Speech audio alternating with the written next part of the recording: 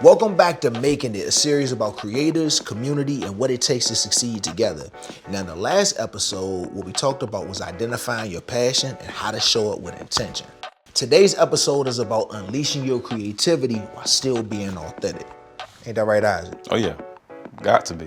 Gotta be authentic.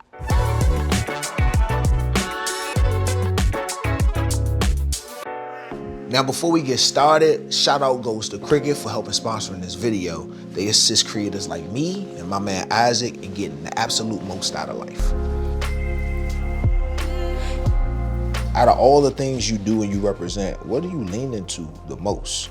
Everything, every part of it is important to me. I would have to say like the fitness part of it, physical and mental. Oh, speak on that. To be a drum major, you have to be physically in shape. Yeah, y'all boys be moving. Yeah, you'll be moving. You have to know how to dance some. You have to have some rhythm. You also have to have some physical fitness about you, some stamina and some strength. Knees got to be high. You got to look good doing what you're doing. So that's the physical part. The mental part is, knowing how to go back and critique yourself and, say when you need to practice more or just be honest with yourself. And if something don't look right, it needs to be addressed. I do that through my coaching, and then with the culture aspect, there's a part of like how am I reacting to what's happening in the world right now? And that's why I'm so careful about what I do post when it comes to like cultural things or like current events. If I can offer either a positive viewpoint or just a change in mindset, then that's what I'm there for. I like that.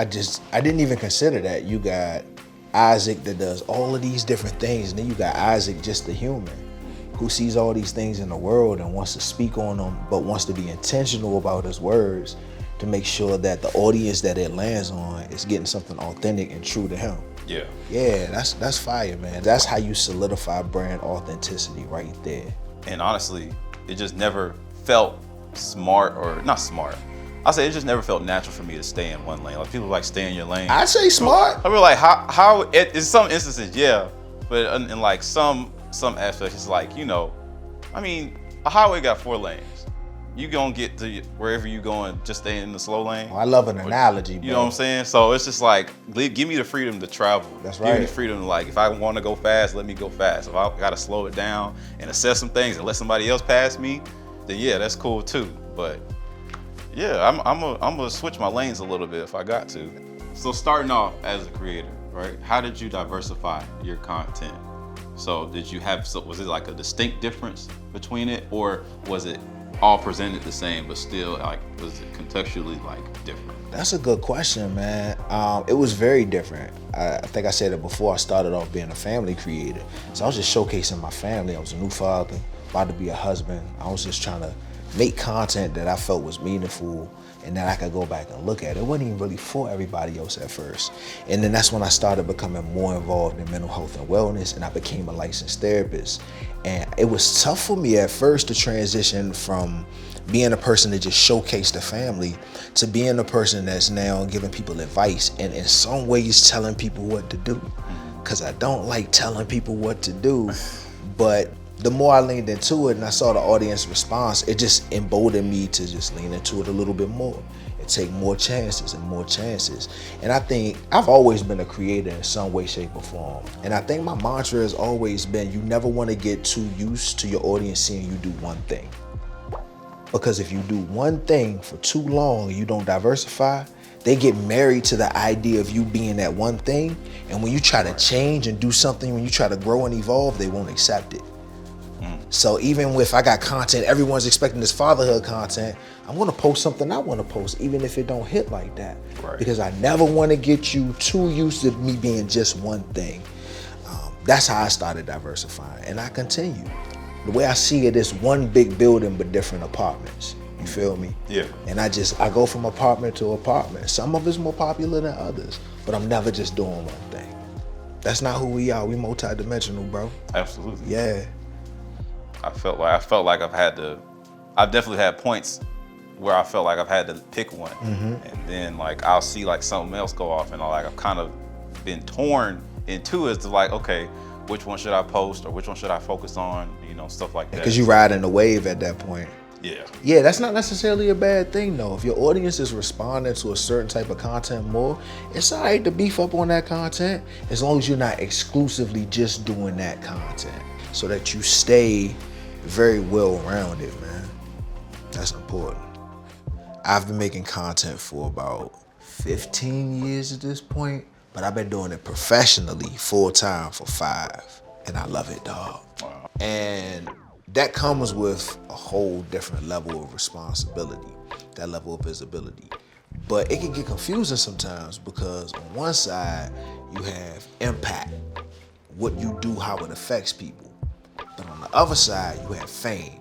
That's just how people react to your level of celebrity.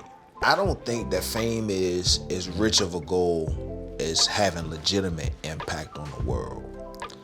And I want to know, just in your mind, how you feel like that impact creates not just engagement, but natural engagement, where you don't have to force it or buy likes or buy followers.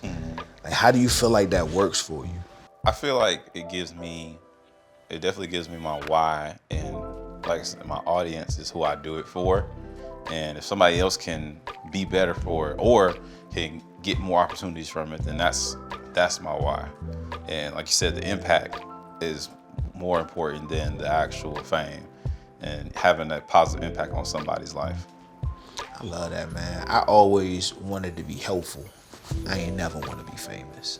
But you got to take the desire with the realistic things that come in your lap. It's not the good and the bad, but I take the good with the still good, but not really what I desired. Yeah. Your platform only gonna go up, bruh. Your name's only gonna go up.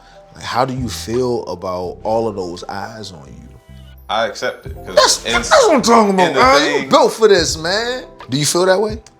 Not all the time. Yeah. Not all the time, but I know it. I know it's a fact though. You're at a point where you're in a career now, but you're still networking and talking to people, and you still make content of your own. So how do you remain consistent at such a high level doing that? Sometimes I don't. Sometimes I'm not consistent. And the goal, I think, the only thing better than staying on track is knowing how to get back on track when you fall off. And you know, all these spaces that I'm into, man, I separate them into different pockets in my mind. The speaking part of the bag is different than the content created part of the bag. Then you gotta go home, and then you gotta dip in your husband bag. Then you gotta dip in your father bag. Then you gotta dip in your self-reflective bag. You gotta dip in your study bag. I try not to put the pressure on myself to do too many of those things at once. All right, y'all, that's going to be it for us. Thank y'all for tuning in to Making It. Make sure that you watch both episodes. And I want you to tell me what you took away from these conversations in the comments below. Till next time, peace. Y'all be good.